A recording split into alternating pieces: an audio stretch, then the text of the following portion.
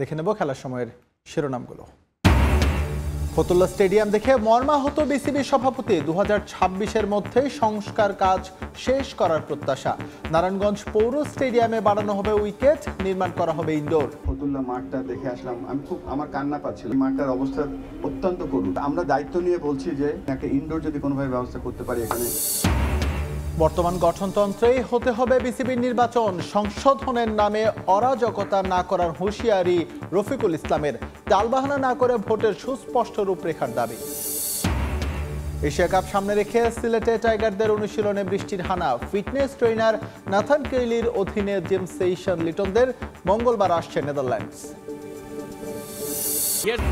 এবং নানা অব্যবস্থাপনায় শেষ গ্রীষ্মকালীন অ্যাথলেটিক্স। চোট পেয়ে ডাবলসের স্বপ্ন ধূলিসাৎ ইমরানুরের 200 মিটারেও ব্যর্থ, বিতর্কের জন্ম দেয়া শিরিন।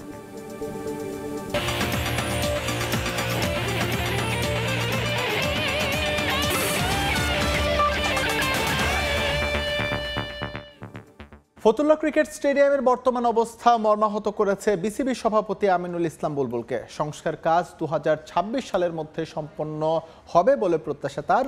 এরপরই ফিরবে আন্তর্জাতিক ক্রিকেট। নারায়ণগঞ্জ থেকে আরও ক্রিকেটার তুলে আনতে পৌর স্টেডিয়ামে বাড়ানো হবে উইকেটের সংখ্যা, এ কথাও জানিয়েছেন বুলবুল। একই সঙ্গে জেলাটিতে চালু করা হবে coaches training programme. Aminul Islam বুলবুলকে নিয়ে নারায়ণগঞ্জের ক্রীড়াপ্রেমীদের উন্মাদনা। ব্যাট বল তুলে রেখেছেন অনেক আগে আইসিসি এসএসসির পর বাংলাদেশ ক্রিকেট বোর্ডের শীর্ষকর্তা। তবে টাইগারদের প্রথম টেস্ট সেঞ্চুরিয়ানের প্রতি ভালোবাসা কমেনি এতটুকু। ফটোগ্রাফের যুগে বুলবুলের একটা অটোগ্রাফের জন্য খুদে ক্রিকেটারদের কাড়াকাড়ি। নারায়ণগঞ্জ জেলা ক্রীড়া সংস্থার নতুন অ্যাডহক কমিটির উদ্যোগে আয়োজিত ক্রিকেট ডেভেলপমেন্ট অ্যান্ড আইডিয়া অনুষ্ঠানে প্রধান অতিথি হিসেবে উপস্থিত ছিলেন বিসিবি সভাপতি আমিনুল ইসলাম বুলবুল, সঙ্গে বোর্ডের সহসভাপতি নাজমুল আবেদিন ফাহিম। সবার আগে পরিদর্শন করেন শহীদ রিয়া গোপ ক্রিকেট স্টেডিয়াম, যা ফতুল্লা স্টেডিয়াম নামেই পরিচিত। লম্বা সময় খেলার অনুপযোগী, ঢাকার অদূরে আন্তর্জাতিক এই ভেন্যু, যা দেখে মর্মাহত বোর্ড সভাপতি। ফতুল্লা মাঠটা দেখে আসলাম, আমার কান্না পাচ্ছিল যে শাহরিয়ার নাফিস অস্ট্রেলিয়ার সাথে সেঞ্চুরি করেছিল, আন্ডার-19 ওয়ার্ল্ড কাপের সেমিফাইনাল হয়েছিল, এশিয়া কাপের খেলা হয়েছিল।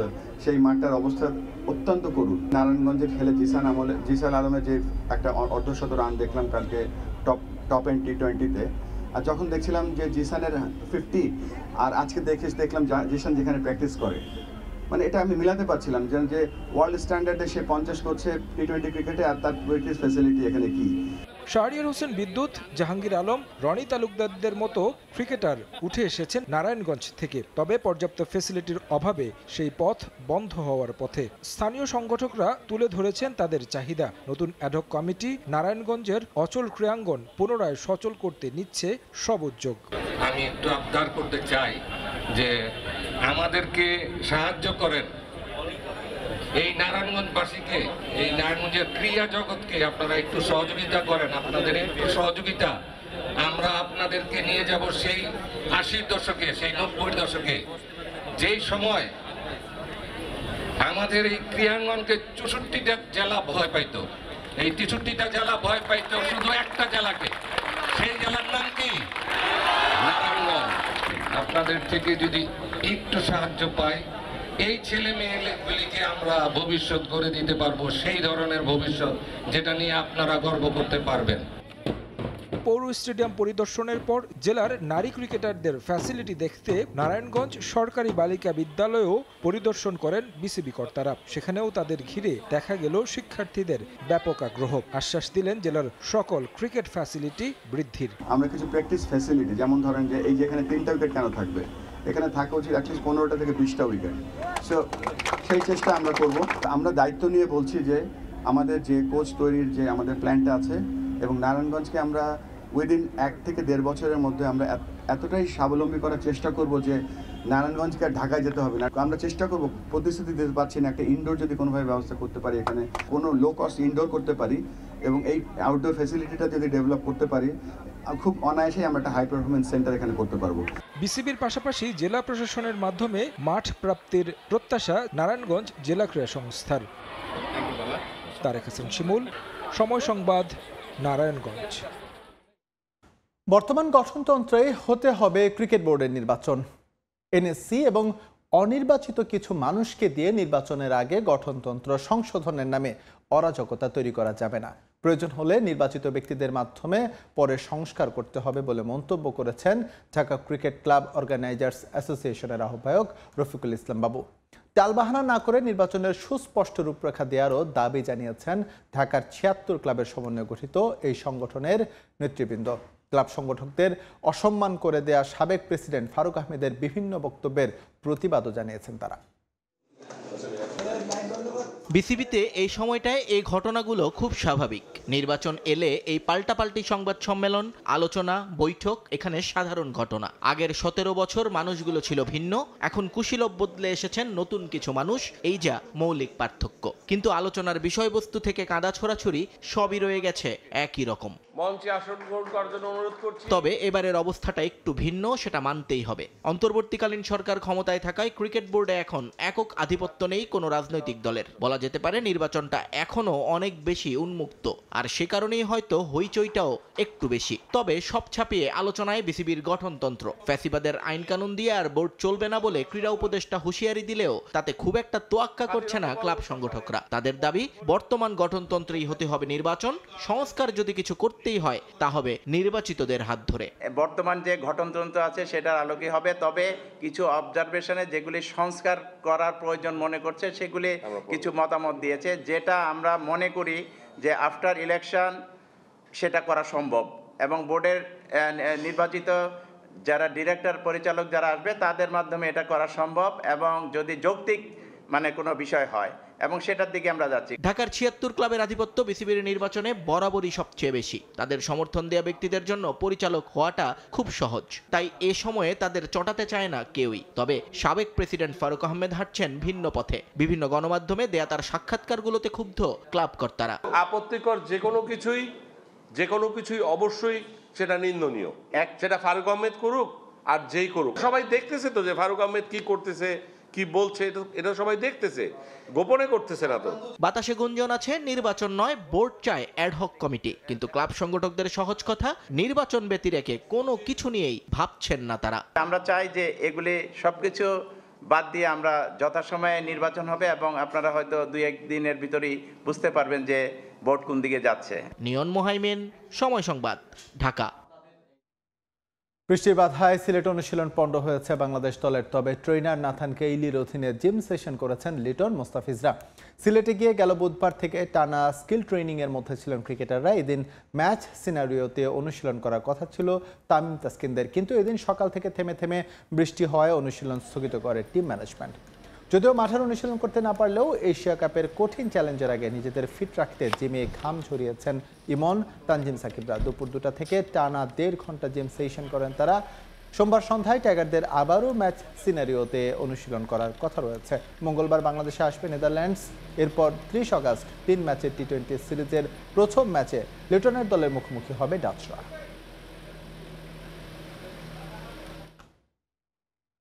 বাংলাদেশ আফগানিস্তান সিরিজের পূর্ণাঙ্গ সূচি প্রকাশ হলো। অক্টোবরে সবগুলো ম্যাচ হবে সংযুক্ত আরব আমিরাতে।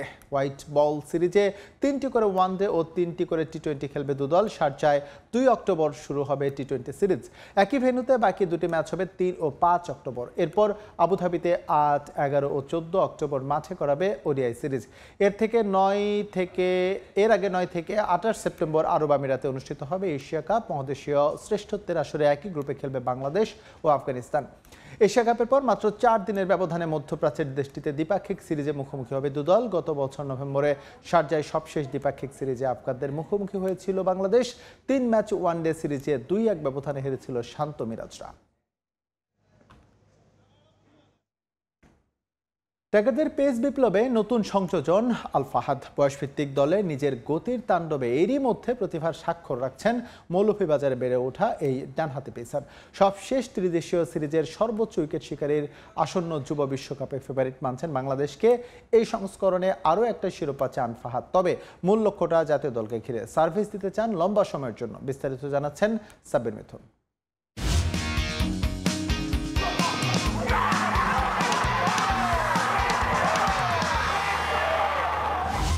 ৬ ফিট ২ ইঞ্চি উচ্চতা, আর অসম্ভব গতি, তাই নিয়ে সবশেষ ট্রাই নেশন সিরিজে 14 উইকেটের মালিক আল ফাহাদ। সেই আল ফাহাদ আছেন আমাদের সঙ্গে এবং তার সঙ্গে জেনে নেব তার বর্তমান ভাবনা এবং ভবিষ্যৎ লক্ষ্য সম্পর্কে। ফাহাদ, আপনাকে ধন্যবাদ সময় সংবাদকে সময় দেওয়ার জন্য। আপনি কতটুকু মনে করেন যে এই ট্রাই নেশন সিরিজটা apart from the winning the trophy, মানে সেটা প্লেয়ারদের খাপ খেয়ে নেওয়ার জন্য কতটুকু ইম্পর্টেন্ট রোল প্লে করতে পারে? হ্যাঁ, অবশ্যই। দেখেন, আমাদের ওয়ার্ল্ড কাপ যেহেতু জিম্বাবুয়েতে, সো এর আগে এই সিরিজটা আমাদের জন্য অনেক ইম্পর্টেন্ট ছিল, স্পেশালি এই ট্রাই নেশন। তো ওইখানকার আমরা জিম্বাবুয়েতে যেহেতু আমাদের ওয়ার্ল্ড কাপ, সো আমরা ওইখানকার ওয়েদার বলেন, কন্ডিশন বলেন বা উইকেট কীভাবে বিহেভ করতেছে সব কিছুর সাথে তাড়াতাড়ি অ্যাডাপ্ট করতে পারবো। সো এটা আমাদের জন্য অনেক ইম্পর্টেন্ট ছিল। রিসেন্টলি আপনার যে আরেকজন সতীর্থ, আপনার বন্ধু খুব কাছের, ইমন একটা ছোট একটা ইনজুরিতে পড়েছেন এবং বিশ্বকাপের আগে এই ধরনের বিষয়গুলোকেও খুব বেশি গুরুত্ব দেওয়া হয়। পেস বোলারদের তো ইনজুরি থাকবে, এটা তো নর্মাল ব্যাপার। বাট ট্রাই করবো, আমাদেরকে টিম ম্যানেজমেন্টও রেস্ট দিয়ে খেলাইতেছে প্লেয়ারদেরকে, পেস বোলার যারা আছে। সো ট্রাই করবো ইনশাআল্লাহ যতটুকু সেফে থাকা যায় আর কি। অনেকে মনে করছেন এই যুব বিশ্বকাপে বাংলাদেশ ফেভারিট হিসেবে যাবে, আপনাদের উপর একটা এক্সপেকটেশনের ভারও খুব বেশি। এই টিমে যারা প্লেয়াররা আছে আমরা সবাই আন্ডার 14 থেকে একসাথে, ম্যাক্সিমাম প্লেয়ারই আন্ডার 14 থেকে একসাথে খেলতেছে। সো আমাদের মেবি টিম বন্ডিংটা অনেক বেশি স্ট্রং। সো আমরা we know each other really well. তো আমরা মানে এক একজন অন্যজনকে খুব ভালো করেই বুঝি যে ও কী করতে চাইতেছে মাঠের ভিতরে, ও কী করতে চাইতেছে। সো এটা আমাদেরকে অনেক হেল্প করে মাঠের ভিতরে। মাঠের প্র্যাকটিসের বাইরেও নিজেকে নিয়ে কিছু কাজ করতে হয়, আপনি সেই কাজগুলো কীভাবে মেনটেন করেন? পেস বোলারদের মেন্টালি অনেক টাফ হইতে হয়। মেন্টালিটির জন্য আমি আসলে ক্রিস্টিয়ানো রোনালদোর ফ্যান, আমি ওনাকেই ফলো করি বেশি। আন্ডার 19টাও আমাদের জন্য জাস্ট একটা স্টার্ট হয়েছে এখন। সো এটা আমাদের জন্য একটা বিগনিং। সো আমাদের অবশ্যই ড্রিম সবার ন্যাশনাল টিমকেই সার্ভিস দেওয়া, লং টাইম যাতে ন্যাশনাল টিমে খেলতে পারি, দেশের জন্য ভালো কিছু করতে পারি। ইমনকে ছাড়া খেলেছেন, এটা হয়তো আপনার উপর একটা বাড়তি এক্সপেকটেশন বা চাপ, একটা দায়িত্ববোধের জায়গা দেয়। মন থাকে ভালো হইতে, বাট ও নাই, আরও যারা আছে ওরা হয়তো এটা কভার করে দিবে। প্লেয়াররা কি বিশ্বাস করে যে যুব বিশ্বকাপে তারা ফেভারিট হয়ে যাচ্ছে? সিরিজের আপনি স্কোরগুলো দেখলেই বুঝবেন যে, আর আমাদের যে মাঠের ভিতরে বডি ল্যাঙ্গুয়েজ বা খেলার যে জিতার যে থাকে, ওইটা দেখলেই বোঝা যায় আমরা ফেভারিট যে কোনো টিমের সাথেই। দর্শক, কথা বলছিলাম এই মুহূর্তে অনূর্ধ্ব 19 দলের লিডিং যে পেসার আল ফাহাদের সঙ্গে, যার স্বপ্ন অনেক বড়, তবে আলটিমেটলি তিনি দেশের প্রতিনিধিত্ব করতে চান একদম সর্বোচ্চ পর্যায়ে। সাব্বির মিথুন, সময় সংবাদ, ঢাকা। সাফ অনূর্ধ্ব 17 নারী চ্যাম্পিয়নশিপে নেপালকে হারালেও ফুটবলারদের পারফরমেন্সে সন্তুষ্ট নন কোচ মাহবুবুর রহমান লিটু। শিরোপা জিততে চাইলে রাউন্ড রবিন লিগের এই আসরের প্রতিটি ম্যাচেই চাই বড় জয়। সেখানে ফুটবলাররা একাধিক সুযোগ পেয়েও ফিনিশিংয়ের ব্যর্থতায় সেগুলো থেকে গোল করতে পারেনি। গোল মিস করায় ক্ষুব্ধ লিটু। মঙ্গলবার নিজেদের চতুর্থ ম্যাচের আগে ঘাটতির জায়গাগুলো নিয়ে কাজ করতে চান কোচ। মেয়েরা ভালো খেলেছে, কিন্তু আমি বলবো ওভারঅল যদি আমি ম্যাচ দেখি তা আমাদের অনেক মিস হয়েছে, অনেক সুযোগ আছে যেগুলি মিস করেছে এবং মিস্টেকগুলি করেছে, এগুলি আমরা পরবর্তী দিন প্র্যাকটিসে আমরা এগুলি নিয়ে কাজ করব। আনুষ্ঠানিকভাবে স্পোর্টসের সঙ্গে পথ চলা শুরু করেছে বাংলাদেশ ফুটবল ফেডারেশন। ডিসেম্বরে সৌদি আরবে আসন্ন ফিফা অংশ নেবে বাংলাদেশ। বাফুফে ভবনে সংবাদ সম্মেলন করে ফুটবলের ঘোষণা দিয়েছে বাফুফে। রকেট লিগ, ফুটবল কনসোল ও মোবাইল, এই 3 ক্যাটাগরিতে অংশ নেবে খেলোয়াড়রা। এর মধ্যে সেপ্টেম্বরে 5 ও 20 তারিখ এবং 4 অক্টোবর শুরু হবে ট্রায়াল প্রোগ্রাম। ভবিষ্যতে ফুটবল জাতীয় চ্যাম্পিয়নশিপ আয়োজনের কথা জানান বাফুফের সভাপতি।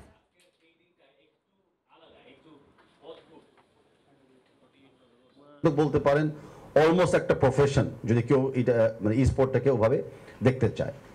আমরা আশাবাদী যে অন্যান্য দেশ যেভাবে ফুটবলে এগিয়ে যাচ্ছে স্পোর্টসের মাধ্যমে, বাংলাদেশও সেইভাবে তাল মিলিয়ে এগিয়ে যাবে। খেলার সময় আরও থাকছে। এশিয়া কাপ সামনে রেখে শক্তিশালী দল ঘোষণা আফগানিস্তানের। নেতৃত্ব দেবেন রশিদ খান। অভিজ্ঞ ও তারুণ্যের মিশেলে ভালো ফলাফলের প্রত্যাশা। নানা অব্যবস্থাপনার মধ্য দিয়ে শেষ হয়েছে জাতীয় সামার অ্যাথলেটিক্স প্রতিযোগিতা। সমাপনী দিনে চোট পেয়ে ট্র্যাকে পড়ে ডাবলসের স্বপ্ন শেষ হয়েছে ইমরানুর রহমানের। তাকে হারিয়ে 200 মিটার স্প্রিন্টে স্বর্ণপদক জিতেছেন সেনাবাহিনীর তারেক রহমান। আসন্ন ওয়ার্ল্ড অ্যাথলেটিক্সে অংশগ্রহণ না করলেও এসএ গেমস নিয়ে পরিকল্পনা করছেন দ্রুততম মানব। এদিকে 200 মিটারেও ব্যর্থ হয়েছেন শিরিন আক্তার। তাকে পেছনে ফেলে প্রথম হয়েছেন সেনাবাহিনীর শরীফা খাতুন। খেলোয়াড়দের সঙ্গে অশোভনীয় আচরণ, সার্ভিস দলের কর্মকর্তাদের সঙ্গে ফেডারেশনের দায়িত্বরত কর্মকর্তার দুর্ব্যবহারও দেখা গেছে অ্যাথলেটিক্সের সমাপনী দিনে। এমনকি সাংবাদিকদের সঙ্গেও তর্কে জড়িয়েছেন ফেডারেশন কর্তারা। 17তম জাতীয় অ্যাথলেটিক্স প্রতিযোগিতার যেন শেষটা হয়েছে হজবরল অবস্থায়। এরপরও এই আয়োজন নিয়ে সন্তুষ্ট ফেডারেশনের সাধারণ সম্পাদক।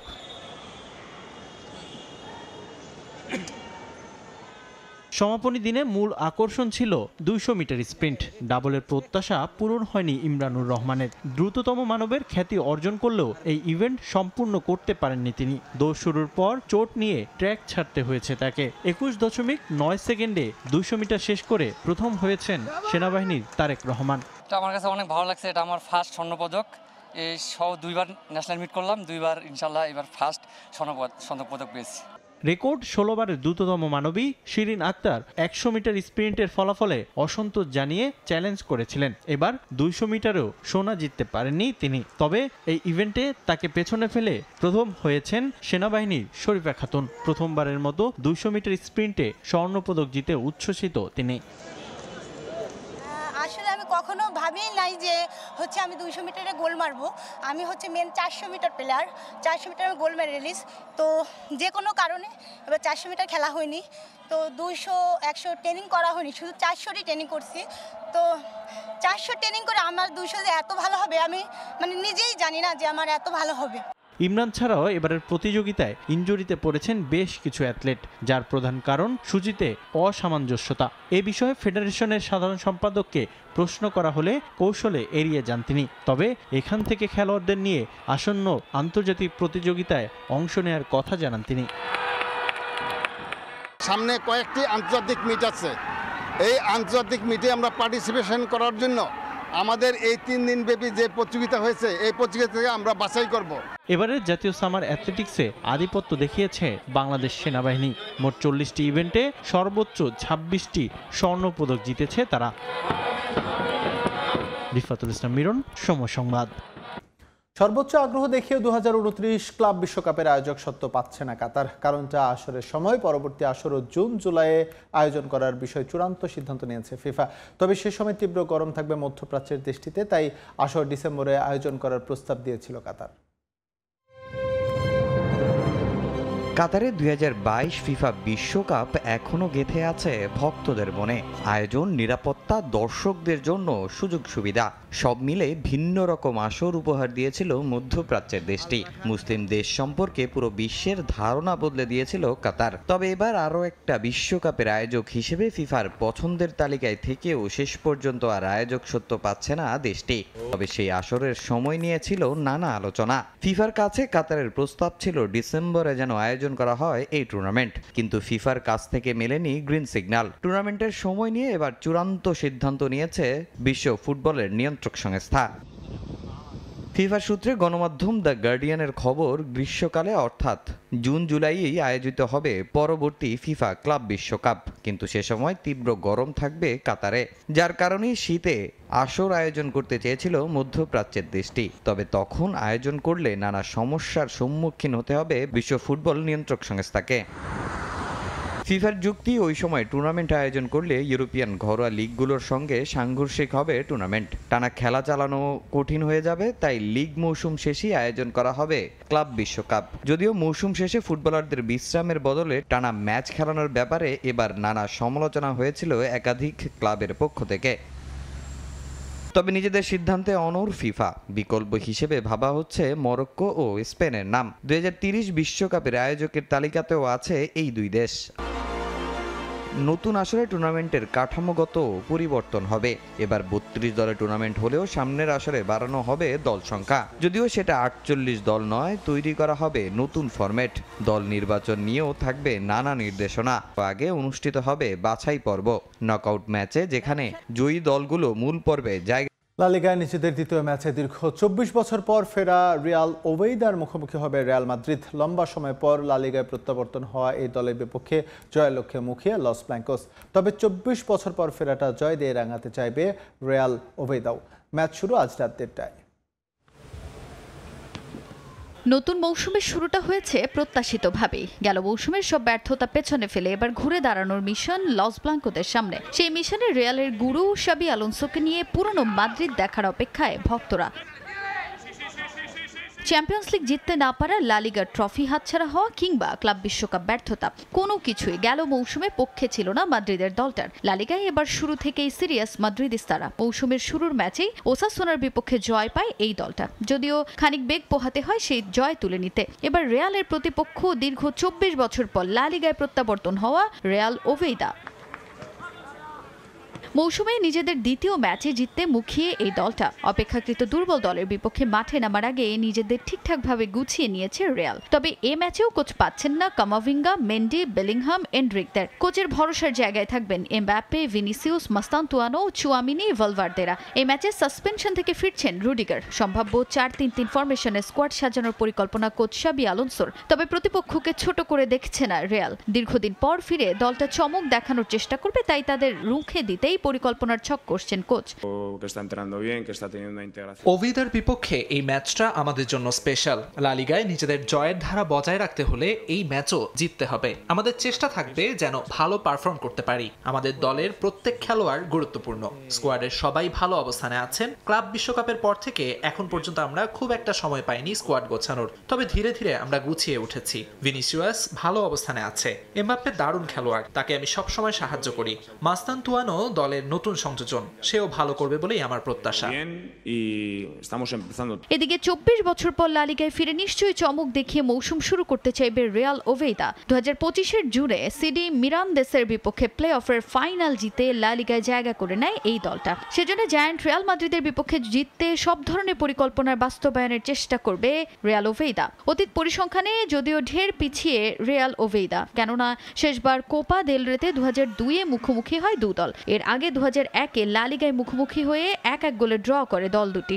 এরপর ক্লাব ফ্রেন্ডলিতে 2012-তে দুদল মুখোমুখি হলেও সেখানে 5-1 ব্যবধানে জয় পায় রিয়াল মাদ্রিদ। এরপর রিয়াল আধিপত্য দেখিয়ে যাচ্ছে লম্বা সময় জুড়ে, যেখানে লা লিগায় ফিরতেই ওভেইদার অপেক্ষা করতে হয় দীর্ঘ 24 বছর। তাজিন খন্দকার, সময় সংবাদ। এবার সরাসরি কোচের ভূমিকায় সৌরভ গাঙ্গুলী দক্ষিণ Africa franchise league SA T20 দল প্রিটোরিয়া ক্যাপিটালসের প্রধান কোচের দায়িত্ব নিলেন প্রিন্স অফ ক্যালকাটা। খেলোয়াড়ি জীবনের ইতি টানার পর 2019 সালে IPL এর দল দিল্লি ক্যাপিটালসের মেন্টর হিসেবে যোগ দিয়েছিলেন তিনি। SA T20-র এবারের আসর শুরু হবে আগামী 26 ডিসেম্বর। আসর শুরু হতে এখনও 4 মাস বাকি থাকলেও এরই মাঝে পরিকল্পনা সাজাতে শুরু করেছে দলগুলো। তারই অংশ হিসেবে সৌরভ গাঙ্গুলীকে প্রধান কোচ হিসেবে নিয়োগ দিয়েছে প্রিটোরিয়া ক্যাপিটালস।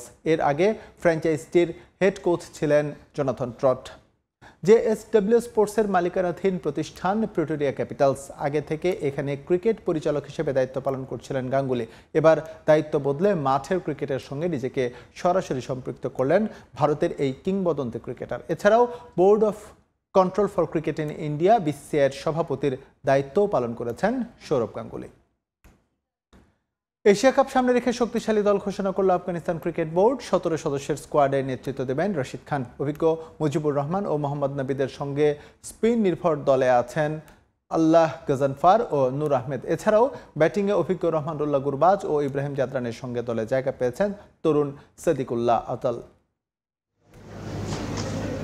আর মাত্র কয়েকদিনের অপেক্ষা, এরপরেই বাজবে এশিয়া কাপের দামামা। আর এশিয়ান শ্রেষ্ঠত্বের আসর সামনে রেখে স্কোয়াড গোছাতে ব্যস্ত দলগুলো। সবার আগে পাকিস্তান, এরপর ভারত, বাংলাদেশের পর এবার এশিয়া কাপের জন্য চূড়ান্ত স্কোয়াড ঘোষণা করল আফগানিস্তান ক্রিকেট বোর্ড।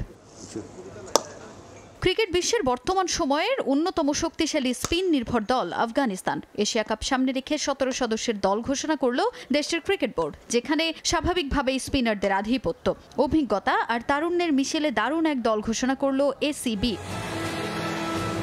ভিন্নভাবে সামাজিক যোগাযোগ মাধ্যমে এক ভিডিও পোস্ট করে এশিয়া কাপের দল ঘোষণা করেছে তারা। অধিনায়কের গুরু দায়িত্ব অভিজ্ঞ রশিদ খানের কাঁধে। আফগানিস্তানের স্পিন নির্ভর এই স্কোয়াডে অভিজ্ঞ মুজিবুর রহমান, মোহাম্মদ নবীদের সঙ্গে দলে জায়গা পেয়েছেন দুই তরুণ আল্লাহ গজনফার ও নূর আহমেদ। আঙুলের চোটে চ্যাম্পিয়ন্স ট্রফি খেলা হয়নি মুজিবুর রহমানের। এবার এশিয়া কাপের দলে ফিরলেন লম্বা সময় পর।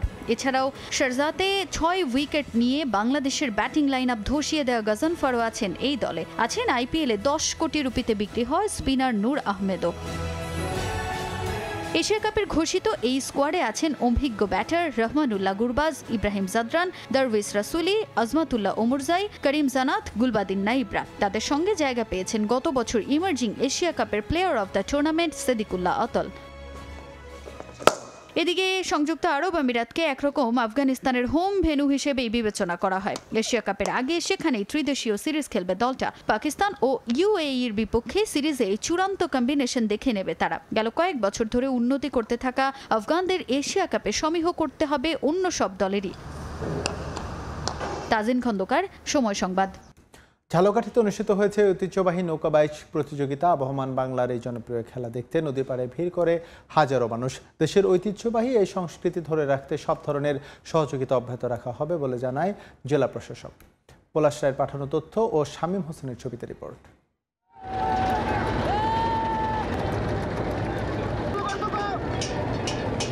নেই কোনো আধুনিকতার চাকচিক্য, তবুও নৌকা বাইচের কথা শুনলেই হুমড়ি খেয়ে পড়েন গ্রাম বাংলার মানুষ, যার ব্যতিক্রম হয়নি ঝালকাঠি শহরের সুগন্ধা পাড়েও। জাতীয় মৎস্য সপ্তাহ উপলক্ষে আবহমান বাংলার ঐতিহ্যবাহী এই আয়োজনে দর্শনার্থীদের উপস্থিতি ছিল চোখে পড়ার মতো। ঝালকাঠি শহরের কিস্তাকাঠি ঘাট থেকে কলেজ খেয়াঘাট পর্যন্ত 2 কিলোমিটার নদী জুড়ে চলে নৌকা বাইচ প্রতিযোগিতা। শিশু, বৃদ্ধ, নারী পুরুষ নির্বিশেষে সুগন্ধা নদীর পাড় পরিণত হয় মিলন মেলায়। অনেকে আবার ইঞ্জিন চালিত বোট নিয়ে নেমে পড়েন নদীতে। প্রতিযোগিতা উপভোগে পাল্লা দিতে থাকেন বাইচের নৌকার সঙ্গে। অনেকদিন পর আমাদের জেলের ভিতরে এই আয়োজনটা দিয়েছে বাইচ খেলার। এই আয়োজনটায় আমরা খুবই খুশি। মৎস্যজীবীরা তারা আমাকে নিয়েছে, আমরা নৌকাবাজে আমরা জিতছি। এরকমের আয়োজন যেন বারবার হয় এটাই প্রত্যাশা করি। গ্রাম বাংলার ঐতিহ্যবাহী এই আয়োজন নিখাদ বিনোদনের অংশ হলেও শুধুমাত্র বছরের একটা নির্দিষ্ট সময়েই দেখা মেলে নৌকা বাইচের। ইচ্ছা সত্ত্বেও নানা প্রতিবন্ধকতায় খেলাটিতে সম্পৃক্ত থাকতে পারেন না প্রতিযোগীরা, যদিও আশ্বাস মিলেছে জেলা প্রশাসনের পক্ষ থেকে পৃষ্ঠপোষকতার। গ্রামীণ যে খেলাধুলা আছে, গ্রামীণ যে ঐতিহ্যগুলো আছে, এই জেলেদের যে নিয়ে আমরা যে নৌকাবাজ আসতে বললাম, সেই নৌকাবাজ একটি আবহমান বাংলার একটি খেলা বা একটি প্রতিযোগিতা, আমরা সেটা এখানে আজকে আয়োজন করলাম। আমরা আশা করি ভবিষ্যতেও আমরা এরকম আয়োজন করব। ঝালকাঠিবাসী সহ আমাদের যারা জেলে ভাইয়েরা আছে তাদেরকে আনন্দ উৎসবের ব্যবস্থা করব। বাইচে 12টি জেলে নৌকা অংশ নেয়। সময় সংবাদ, ঝালকাঠি। এ পর্যায়ে খেলার সময়ের শীর্ষ সংবাদ জানিয়ে দিচ্ছি আরেকবার। ফতুল্লা স্টেডিয়াম দেখে মর্মাহত বিসিবি সভাপতি। 2026-এর মধ্যে সংস্কার শেষ করার প্রত্যাশা। নারায়ণগঞ্জ পৌর স্টেডিয়ামে বাড়ানো হবে উইকেট, নির্মাণ করা হবে ইনডোর। ফতুল্লা মাঠটা দেখে আসলাম, আমার কান্না পাচ্ছিল। মাঠটার অবস্থা অত্যন্ত করুণ। আমরা দায়িত্ব নিয়ে বলছি যে একটা ইনডোর যদি কোনোভাবে ব্যবস্থা করতে পারি এখানে। বর্তমান গঠনতন্ত্রে হতে হবে বিসিবির নির্বাচন, সংশোধনের নামে অরাজকতা না করার হুঁশিয়ারি রফিকুল ইসলামের। টালবাহানা না করে ভোটের সুস্পষ্ট রূপরেখা দাবি। এবং সাফ অনূর্ধ্ব 17 নারী চ্যাম্পিয়নশিপে জয় ফিরল বাংলাদেশ। নেপালকে 3-0 গোলে হারালো লাল সবুজ। একাধিক সুযোগ নষ্ট করায় ক্ষুব্ধ কোচ।